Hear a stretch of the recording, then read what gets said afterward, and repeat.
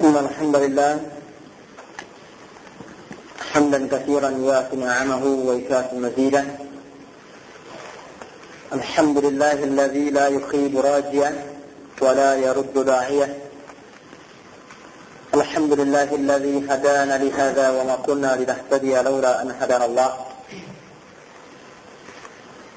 الصلاة والسلام على سيد الأبرار والمتقين نبي الله وحبيبه محمد الأمين وعلى آله وصحبه والتابعين وأتباع التابعين ومن سلكهم واقتفى أثرهم إلى يوم الدين. أشهد أن لا إله إلا الله وحده لا شريك له وأشهد أن محمدا عبده ورسوله. يا أيها الذين آمنوا اتقوا الله حق تقاته ولا تموتن إلا وأنتم مسلمون. يا أيها الناس اتقوا ربكم الذي خلقكم من نفس واحدة وخلق منها زوجها وبث منهما رجالا كثيرا ونساء واتقوا الله الذي تساءلون به والأرحام إن الله كان عليكم رقيبا. يا أيها الذين آمنوا اتقوا الله وقولوا قولا سديدا يصلح لكم أعمالكم ويغفر لكم ذنوبكم ومن يطع الله ورسوله فقد فاز فوزا عظيما. أما بعد فإن خير الأمور كتاب الله وأحسن الهدى هدى محمد صلى الله عليه وآله وسلم وشر الأمور محدثاتها وكل محدثة بدعة وكل بدعة ضلالة. أخواتي في الدين رحمكم الله وأعزكم الله.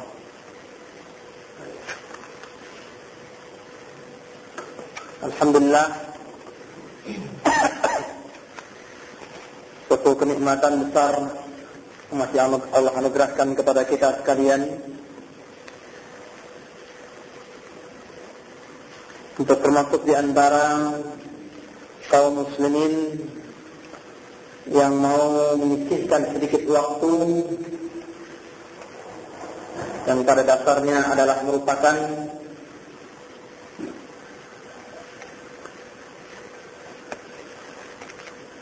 kerja seumur hidup bagi seorang muslim, yaitu untuk talabul ilm, menghadiri majlis-majlis ilmu.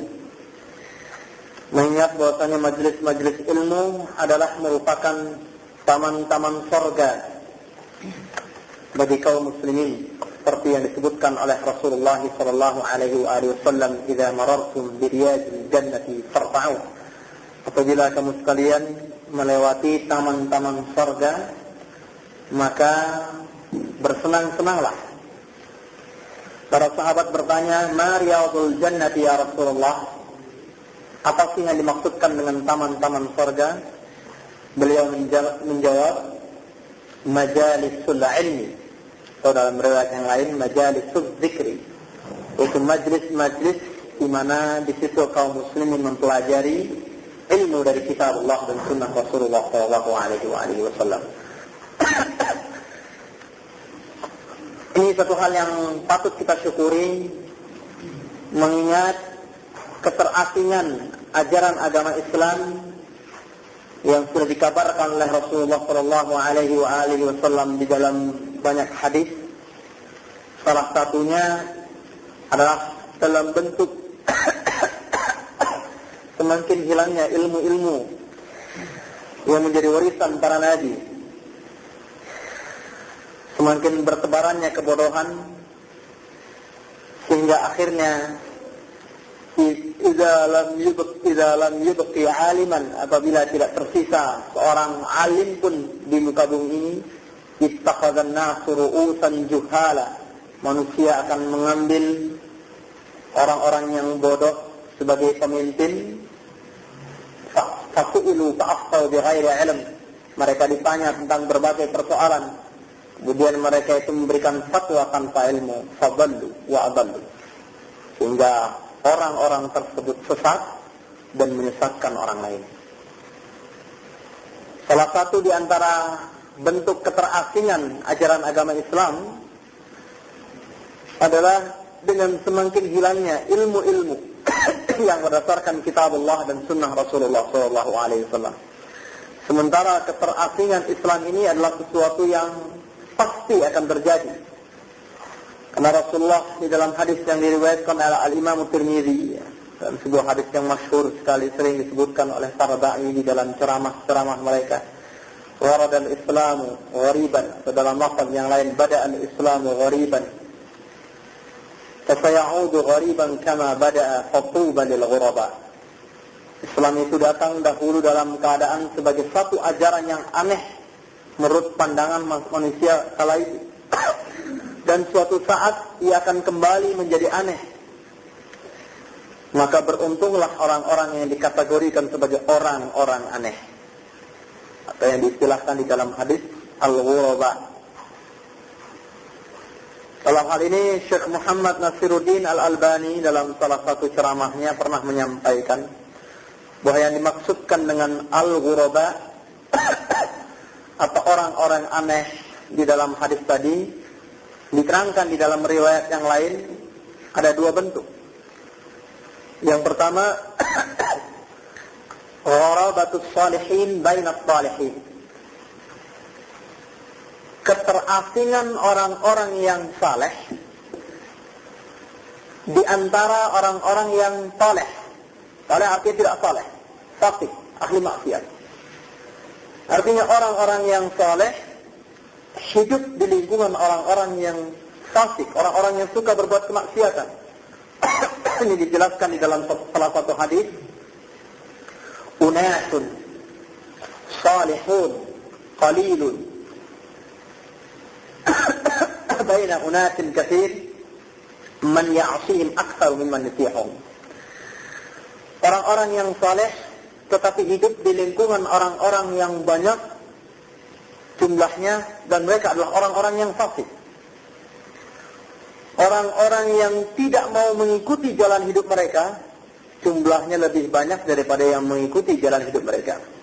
Artinya orang-orang yang sama-sama menjaga kesalehan, sama-sama berpegang teguh kepada kebenaran, jumlahnya jauh lebih sedikit dibandingkan dengan orang-orang yang tidak mau menaati mereka di dalam kebenaran.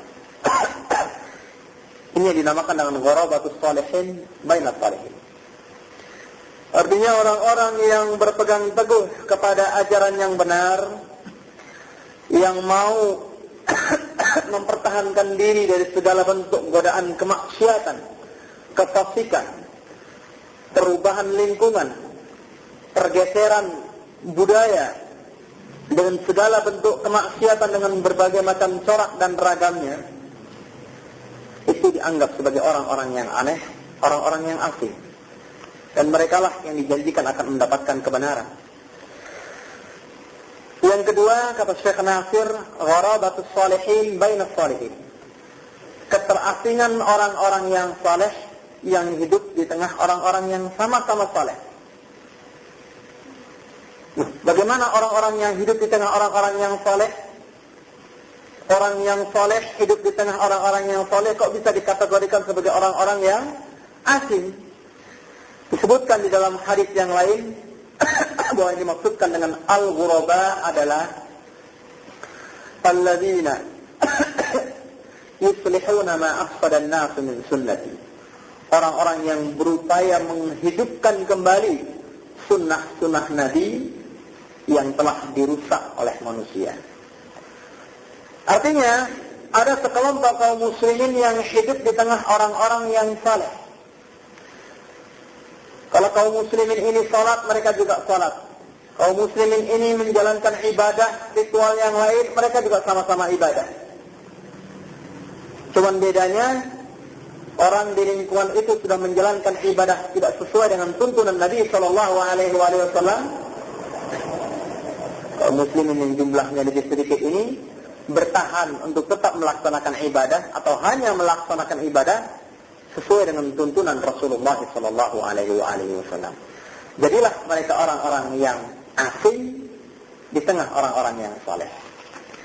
Ikhwas sekalian fiddin yang dimuliakan oleh Allah Subhanahu wa taala, kenyataan ini diceritakan oleh Syekh Muhammad Nasiruddin Al-Albani tadi menggambarkan bagaimana orang-orang yang mau menjalankan ibadah sesuai dengan petunjuk Nabi SAW memiliki tantangan yang lebih besar. Kalau orang-orang ahli bid'ah, orang yang beribadah dengan cara yang sembarangan, yang mereka hadapi cuma satu kelompok manusia saja dari kalangan kaum muslimin, itu orang-orang yang fasik, ahli maksiat. Di situ mereka akan berhadapan, mereka harus mendakwahkan mereka untuk mau melaksanakan salat. Ya, orang yang suka minum-minum, yang suka melaksanakan berbagai macam kemaksiatan disuruh meninggalkan kemaksiatan. Sementara orang-orang yang mau berpegang teguh kepada sunnah Nabi, mereka menghadapi dua kelompok manusia dari kalangan kaum muslimin. Pertama, ahli maksiat tentunya.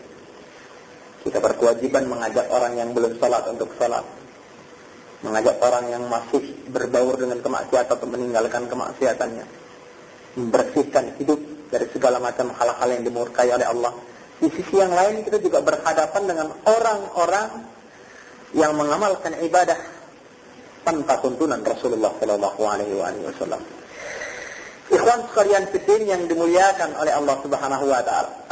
Di sini yang paling mulia adalah tentunya orang-orang yang dinamakan dengan kelompok orang-orang yang soleh, tapi menjadi asing meskipun dia hidup di tengah orang-orang yang soleh, karena mereka mau berpegang teguh kepada sunnah Rasulullah Shallallahu Alaihi Wasallam.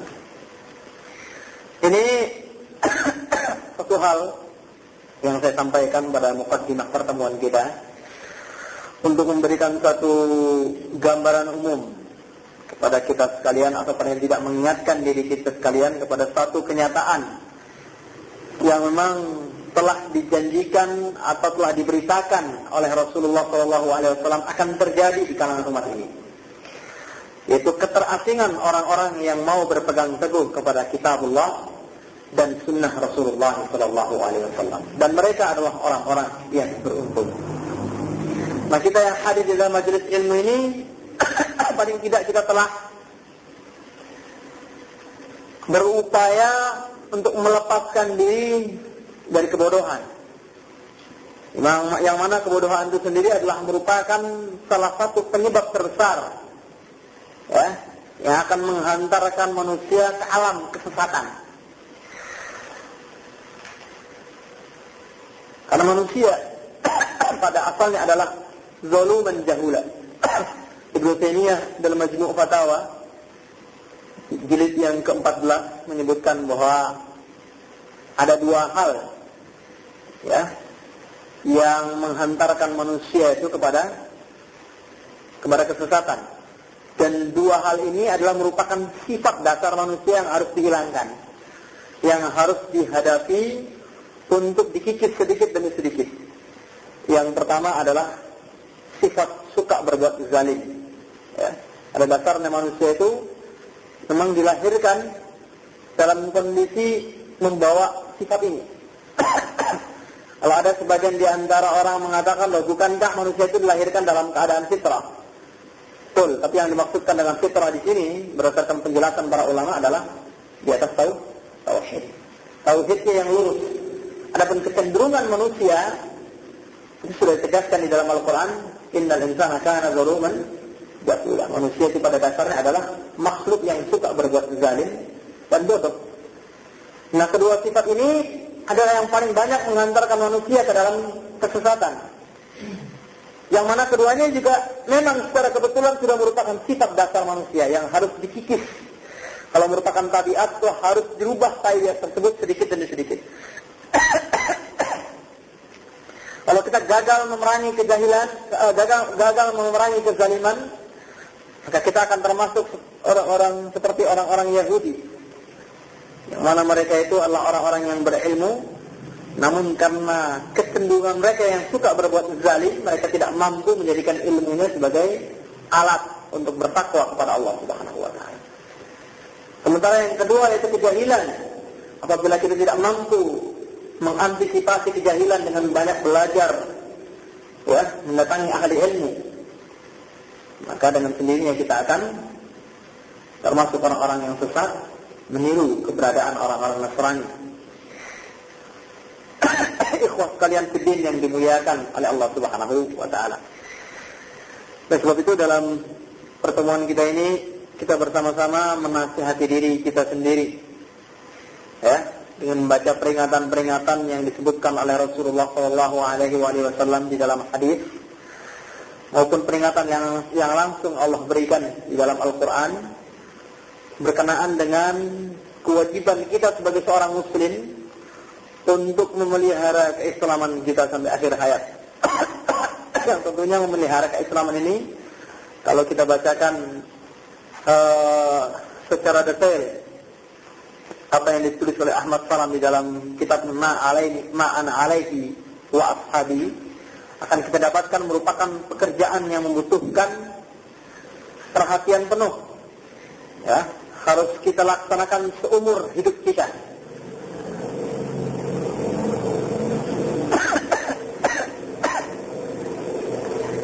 Ikhwas sekalian fiddin yang dimuliakan oleh Allah Subhanahu wa taala, intisari kitab ini adalah membahas satu hadis Rasulullah sallallahu alaihi wasallam yang berkenaan dengan iftiraqul ummah.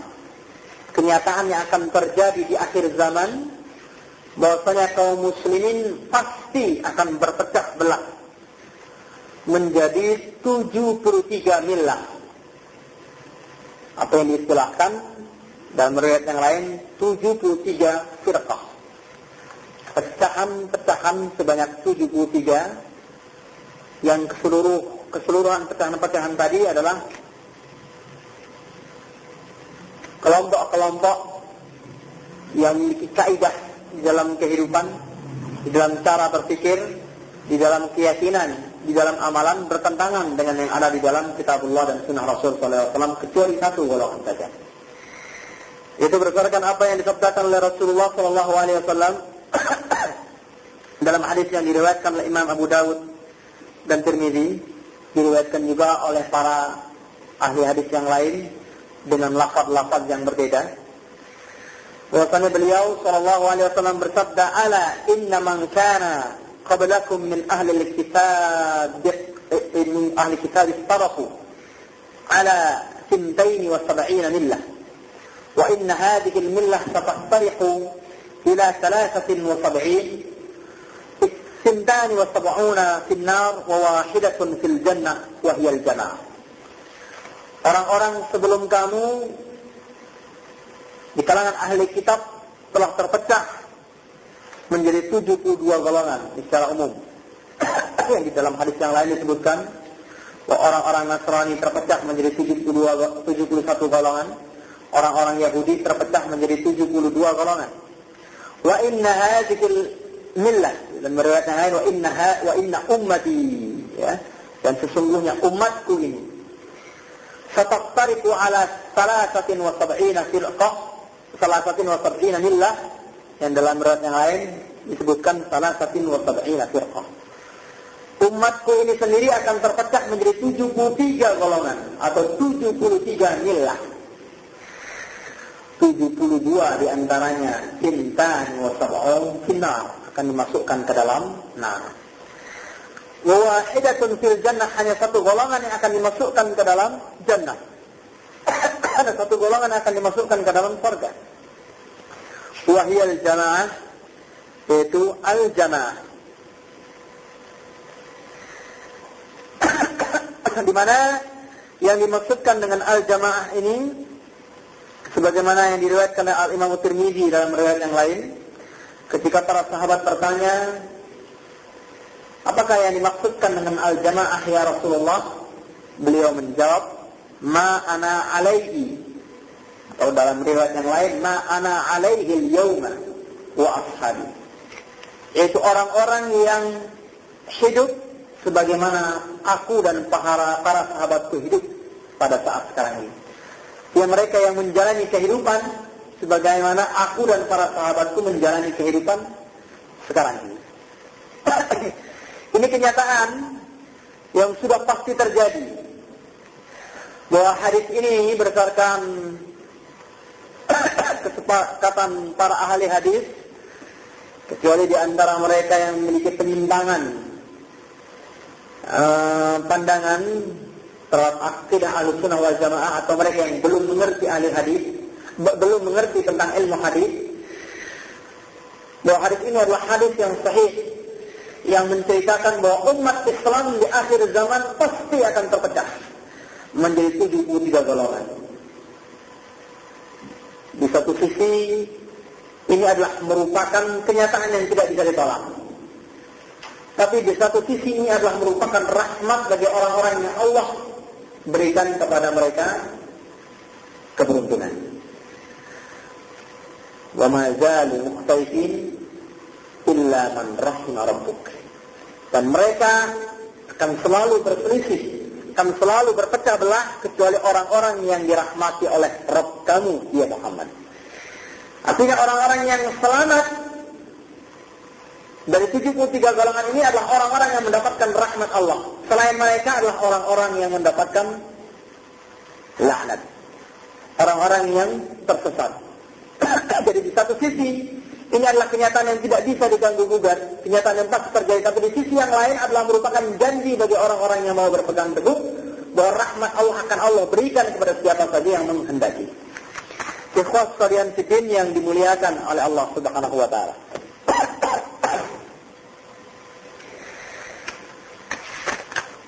Di sini disebutkan bahwasanya hadis iftiraqul ummah tadi memiliki beberapa hal yang perlu dipahami. Ya, ada beberapa pelajaran yang bisa kita petik dari hadis tentang terpecahnya umat Islam ini menjadi 73 golongan. Agar kita menyikapi hadis ini sebagaimana kalangan ahlus sunnah wal jamaah, sebagaimana para ulama salaf, sebagaimana pemandu kebenaran sepanjang zaman memandang hadis tersebut. Di antara pelajaran yang bisa kita ambil dari hadis tersebut, pertama, al-iftiraqu sunnatullah ta'ala wa qadruhu ala ahli al-baghi wal-inhiraf. Bahwasanya perpecahan umat ini adalah merupakan sunnatullah, takdir yang telah Allah tetapkan, tetapi bagi orang-orang yang di dalam hatinya itu ada kedengkian, orang-orang yang memang memiliki penyimpangan. Wa hadhihi haqiqatun qur'aniyatun qat'iyyah. Selain daripada sabda Nabi, ini adalah merupakan fenomena yang telah dipastikan keberadaannya, yang pasti akan menjadi realita dalam kehidupan yang telah ditegaskan di dalam Al-Quran. Di antaranya karena Nabi SAW telah bersabda dalam hadis yang telah dibacakan tadi, bahwa orang Yahudi telah terpecah menjadi 71 golongan, orang Nasrani terpecah menjadi 72 golongan, dan orang-orang Islam atau umat Rasulullah SAW akan terpecah menjadi 73 golongan. Fal-iftiraq laisa maqsuran fi ummatin aw 'asrin bal huwa 'amun fil umam. Perpecahan itu sendiri kalau kita lihat dari hadis ini bukan hanya terjadi pada satu umat atau satu zaman saja, tapi pasti terjadi di setiap zaman. Karena Allah Subhanahu wa taala telah berfirman di dalam surat Al-Baqarah ayat 213, "Kana an-nasu ummatan wahidah." Dahulu pada masa Adam, manusia itu adalah satu umat yang bersatu. Yang kemudian dalam tafsir disebutkan faktalafu, lalu mereka berselisih, mereka berbeda pendapat, mereka berpecah belah. Faba'atsallahu an-nabiyyina mubashshirina wa mundhirin. Lalu Allah mengutus para nabi untuk memberikan kabar gembira bagi mereka yang mendapatkan rahmat Allah dan peringatan bagi mereka yang melaksanakan penyimpangan-penyimpangan. Wa anzala ma'ahumul kitaba bil haqq. Allah menurunkan Al-Quran dengan kebenaran. Liyahkuma bainan nas, untuk menjadi pemutus hukum di antara manusia. Fi makhtalafu fihi, dalam perkara yang mereka perselisihkan. Wa makhtalafa fihi illa alladhina utuhu min ba'di ma ja'atuhumul ilmu baghyan bainahum. Sementara perpecahan itu terjadi di kalangan mereka yang telah Allah turunkan kepada mereka ilmu. Karena apa? Karena adanya baghi, kedengkian di dalam diri mereka. Fa'adallahu alladhina amanu limakhtalafu fihi minal haqqi bi'idhnih. Lalu Allah menyelamatkan sebagian di antara manusia dalam hal-hal yang mereka perselisihkan dengan izin Allah Subhanahu wa taala. Yang kebenaran yang Allah berikan dan dengan izin dari Allah Subhanahu wa taala. Wallahu yahdi man yasha'u ila siratal mustaqim, dan Allah Subhanahu wa taala akan memberikan hidayah kepada siapa saja yang Allah kehendaki menuju jalan yang lurus. Di sini jelas bagaimana yang dikatakan oleh penulis bahwasanya terjadinya perpecahan itu di kalangan orang-orang yang memang memiliki kedengkian, dan di kalangan mereka yang memang telah memiliki penyimpangan, karena mereka itu zagu, mereka itu menyimpang. Azaghallahu qulubahum, Allah pun menyimpangkan mereka. Karena pada dasarnya Allah Subhanahu wa taala itu tidak akan menyesatkan satu kaum, melainkan setelah memberikan kepada mereka hal-hal yang sebenarnya kalau mereka pergunakan bisa membawa mereka kepada ketakwaan. La yudillahu qauman illa min ba'di ma tabayyana lahum ma yattaqun. Allah tidak akan menyesatkan satu kaum kecuali setelah jelas bagi mereka apa-apa yang bisa membawa mereka kepada ketakwaan. Jadi orang-orang yang tersesat adalah orang yang membawa kedengkian di dalam hati dan memiliki penyimpangan. Sebaliknya orang-orang yang Allah berikan hidayah adalah mereka yang betul-betul secara mendasar mau mengejar keridhaan Allah Subhanahu wa taala. Yahdi bihillahu man ittaba'a ridwanahu subulas salam. Allah akan menunjukkan kepada manusia subulas salam, jalan-jalan keselamatan, tapi bagi mereka yang ittaba'a ridwanahu, mencari keridhaan Allah Subhanahu wa taala. Sementara mereka yang hatinya rusak, penuh dengan kedengkian, tidak akan pernah Allah berikan kepada mereka jalan kebenaran. Oleh sebab itu, benar apa yang dinyatakan oleh Syekh Muhammad Nasiruddin Al-Albani, yang juga dinukil oleh Syekh Rabi di dalam kitabnya Jama'atun Wahidatun La Jama'at. Beliau pernah menyatakan bahwa ada sebagian di antara orang-orang yang masih berada dalam kelompok-kelompok hizbiyah, kalangan ikhwan muslimin dan lain-lain, yang mereka itu lebih baik dari sebagian orang di antara kita. Sebabnya kenapa? Karena ada sebagian di antara mereka yang mungkin hidup di kalangan orang-orang yang menyimpang, akidahnya menyimpang, manhajnya menyimpang, gaya hidupnya, cara ibadahnya. Tapi pada dasarnya dia adalah orang yang mau mencari kebenaran. Cuma belum terbuka pintu kebenaran itu di matanya. Sementara kata Syekh Nasir, sebagian orang yang bersama kita itu ternyata tidak bersama kita dalam keikhlasan. Artinya mereka itu bersama orang-orang yang soleh, mereka bersama-sama orang-orang yang menegakkan sunnah, mereka tidak punya keikhlasan. Nah, orang-orang yang masih berada dalam kesesatan tadi lebih baik daripada orang-orang ini. Kenapa? Karena orang-orang tersebut tersesat karena belum mendapatkan ilmunya. Sementara orang-orang ini melakukan kebenaran tanpa keikhlasan. Keikhlasan itu lebih diutamakan dalam amalan daripada ittiba. Orang yang tidak ittiba kepada Nabi, jelas amalannya akan tertolak. Tapi kalau dia tidak ittiba karena ilmu belum sampai, dia dimaafkan, dia mendapatkan uzur. Sementara orang yang beramal tanpa keikhlasan tidak ada maaf baginya. Biarpun dia mengamalkan sunnah sekuat tenaga, kalau dia tidak ikhlas karena Allah, dia tidak akan mendapatkan apa-apa. Karena sukanu awalan ummat wahidah. Jadi diceritakan di dalam beberapa kitab tafsir, diantaranya Jami'ul Bayan, bahwasanya dahulu umat manusia itu bersatu. Dan dalam satu riwayat yang diceritakan oleh Ibnu Abbas dari Ibnu Jarir At-Tabari, bahwa antara zaman Adam sampai zaman Nuh itu ada sekitar 100 kurun, 100 abad. 10 kurun, 10 abad. Jadi kira-kira 1000 tahun. Nah, mereka itu pada masa itu berada di dalam kebenaran. Fakhtalafu, namun setelah itu mereka saling berselisih. Baru setelah itu Allah utus kepada mereka para nabi yang mengembalikan mereka itu kepada jalan kebenaran. Wa qad ikhtalafu lamma waqa bainahum asy-syirk wal baghi. Ya, perselisihan itu terjadi ketika mereka mulai cenderung melakukan perbuatan syirik dan muncul di dalam diri mereka perasaan dengki. Artinya sebab-sebab lain selain dengki itu banyak. Di antaranya yang paling utama adalah syirik. Nah, tapi sebab yang tidak hilang dalam diri manusia yang bersih adalah kedengkian. Itu pasti ada.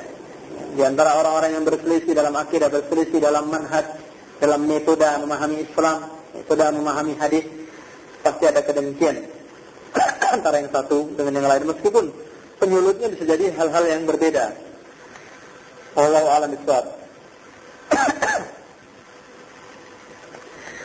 Ikhwan sekalian fiddin yang dimuliakan oleh Allah Subhanahu wa taala,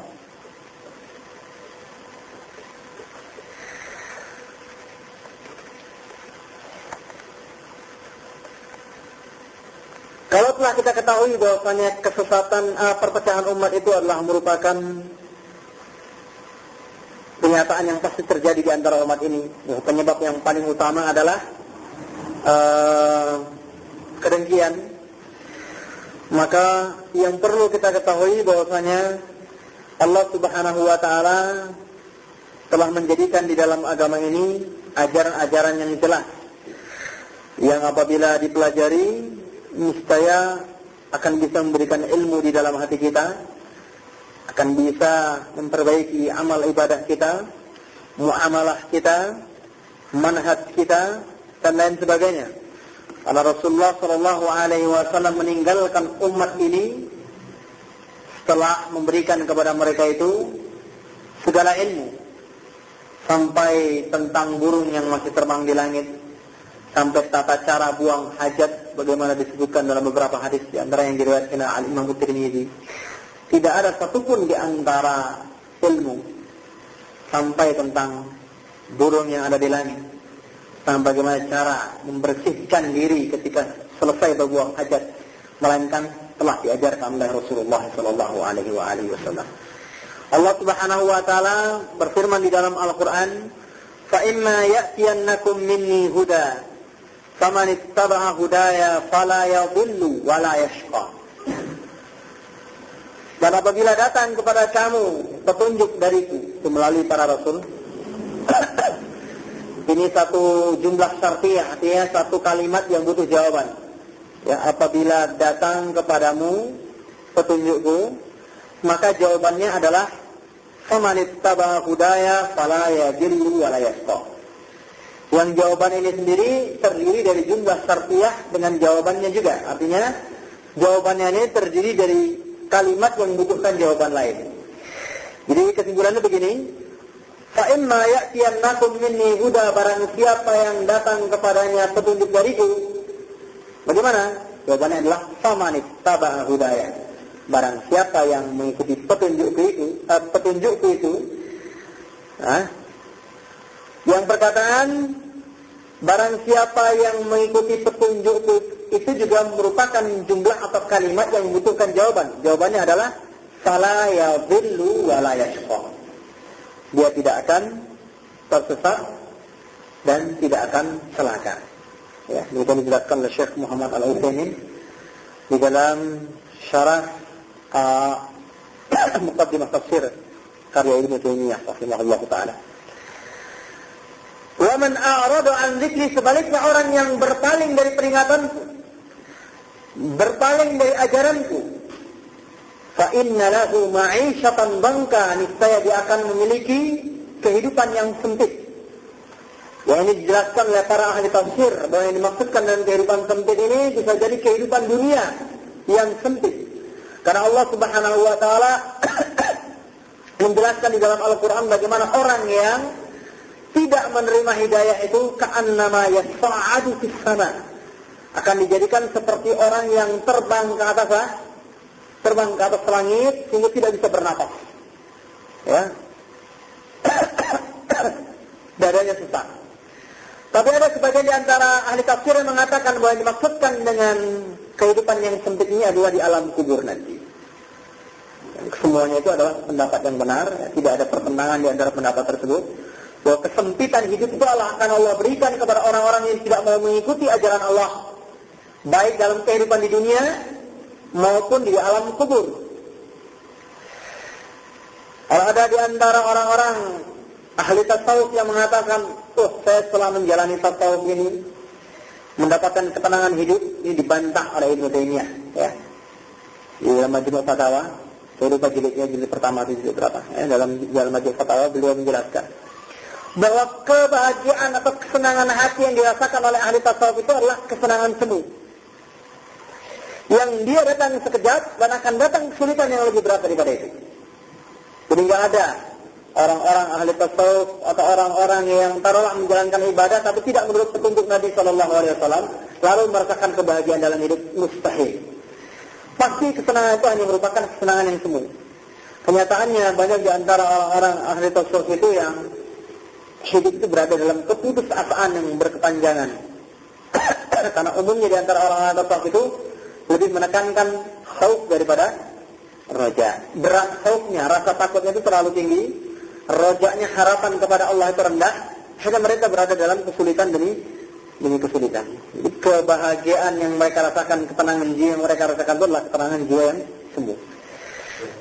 Ketenangan jiwa yang sesungguhnya hanya didapati oleh orang-orang yang betul-betul mengikuti ajaran kitabullah dan sunnah Rasulullah SAW. Ikhwat kalian sedih yang dimuliakan Allah Subhanahu wa taala. Wa innal firqata wal ikhtilaf min akthari asbabi dhankil muslimin wa hawanihim. Sehingga perselisihan yang terjadi di antara umat Islam ini betul-betul menjadi apa? Menjadi sebab-sebab yang paling berbahaya yang bisa menghantarkan kaum muslimin kepada kesempitan hidup, bahkan dalam kehinaan. Kenapa demikian? Fa ahlul ikhtilaf sadirun fihi ba'iduna an rahmatillah. Orang-orang yang berselisih pendapat, orang-orang yang berpecah belah itu adalah orang-orang yang jauh dari rahmat Allah. Bima kasabu minal baghi wal i'rad an dinillahi tabaraka wa ta'ala. Kenapa? Karena mereka pasti memiliki sifat dengki, dan orang yang berpecah belah itu juga orang-orang yang menjauhi ajaran agama Allah Subhanahu wa taala. Wa an sunnati syar'iyyah, dan dari ajaran-ajaran syariat Allah Subhanahu wa taala. Maka pantas kalau seandainya mereka itu ditakdirkan untuk berpecah dan ditakdirkan untuk mendapatkan kesempitan hidup. Jadi sekali lagi yang pertama, bahwasanya perpecahan umat ini adalah satu sunnatullah, takdir yang Allah tetapkan pasti akan terjadi. Namun perpecahan itu hanya akan diperbuat oleh orang-orang yang berbuat kedengkian. Orang-orang yang berbuat kedengkian, dan umumnya ya mereka itu orang-orang yang berbuat syirik, ya. Umumnya adalah orang-orang yang berbuat syirik. Kemudian yang kedua, istiraqul muslimin istiraqan aktsar mimman qablahu.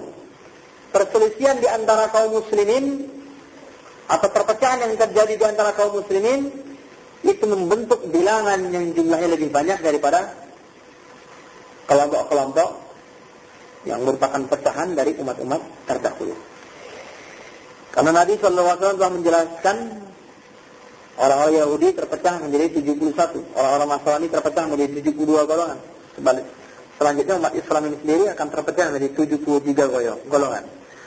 Wa hadza nassun min hadits Rasulullah. Ini adalah nas yang tegas, ya, dari Rasulullah SAW, dalil yang tegas dari Rasulullah SAW.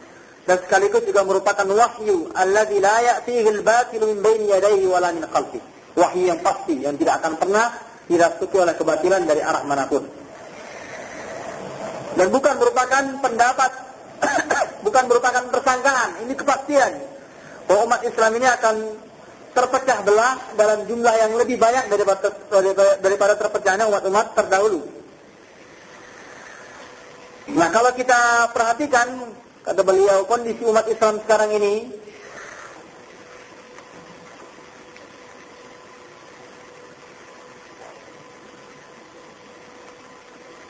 kelihatan yang terjadi di antara kaum muslimin, bahwa mereka itu ibarat qas'ah al-mustabahah, ya, ibarat tumpukan makanan, ya, yang dikerubuti oleh orang-orang Yahudi dan Nasrani.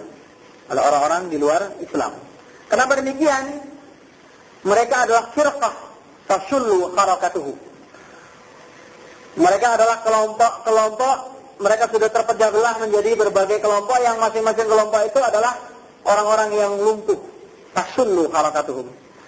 Wal ikhtilaf yudmiru rawabitahum. Di mana perpecahan itu telah leburkan kekuatan mereka. Yang mana al-firqah itu sendiri tubasiru ma tabqa lahum min wujudin jama'i. Sisa-sisa kebersamaan kaum muslimin tandas karena terjadinya perpecahan di antara mereka. Dan kenyataan ini yang sudah disabdakan oleh Nabi SAW dalam banyak hadis. Salah satunya adalah sabda beliau SAW, yushiku an tada'a ilaikal umamu kama tada'al akalatu ila qaf'atiha.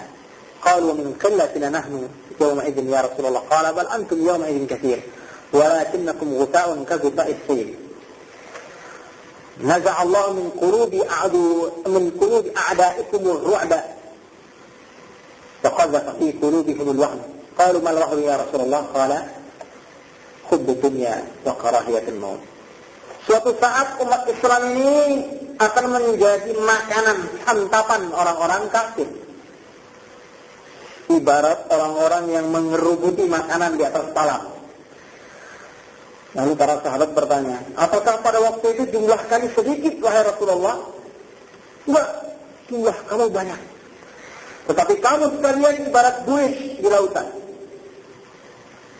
Allah Subhanahu wa ta'ala telah menghilangkan rasa takut di dalam dada orang-orang kafir kepada kaum muslimin.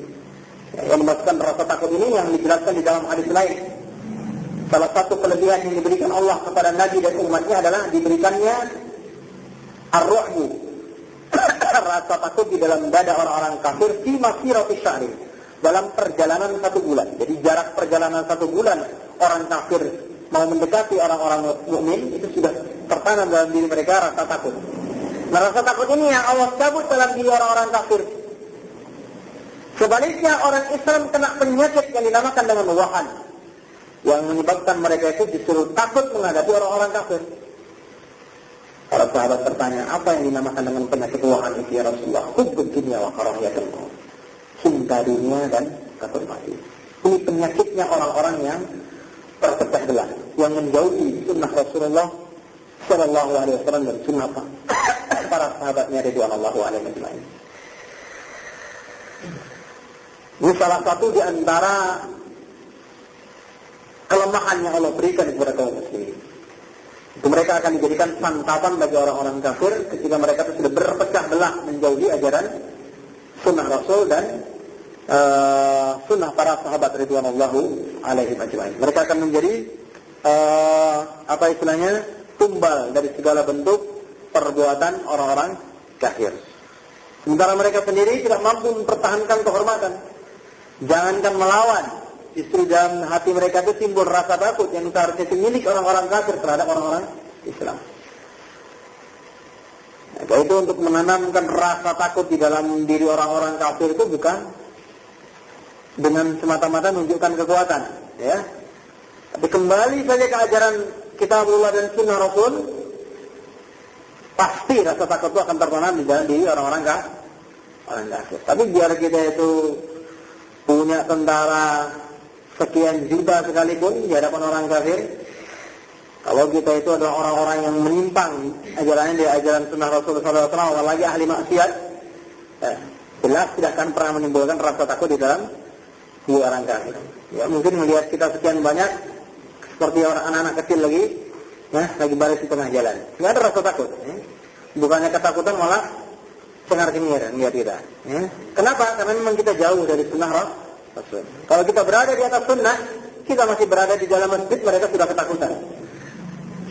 Itu kenyataan yang pasti dimiliki kaum muslimin. Dan itu merupakan salah satu tanda umat ini. Nggak mungkin umat ini akan kehilangan tanda kecuali kalau mereka memang sudah menjauhi ajaran Kitabullah dan sunnah Rasul. Ikhwan sekalian fiddin yang dimuliakan oleh Allah Subhanahu wa taala. Rasulullah bersabda, "Usikum bitaqwallahi was-sam'i wat-ta'ah wa in 'abdun habashi." Wa in ta'ammara 'alaikum 'abdun habashi. Di riwayat yang lain. Saya wasiatkan kepada kamu sekalian untuk bertakwa kepada Allah, mendengar dan taat, meskipun yang memerintahkan kamu adalah seorang hamba dari Habasyi, negeri Habasyah. Fa innahu man ya'ish minkum yara ikhtilafan katsira. Sesungguhnya orang-orang yang hidup di antara kamu sesudah kematianku akan melihat perselisihan di antara umat Islam. Wa iyyakum wa muhdatsatil umur.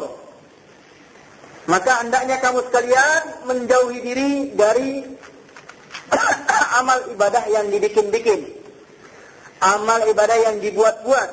Fa innaha dhalalah, karena sesungguhnya itu adalah kesesatan. Faman adraka dzalika minkum fa alaihi bi sunnati wa sunnatil khulafa'ir rasyidin al-mahdiyyin. Barang siapa di antara kamu yang mendapatkan kondisi semacam itu, hendaknya dia berpegang teguh kepada sunnahku dan sunnah para sahabatku ridwanullahu alaihim ajma'in. Di sini Rasulullah SAW menyebutkan bahwasanya jalan satu-satunya untuk melepaskan diri dari perpecahan tadi itu adalah menjalani kehidupan Rasul dan para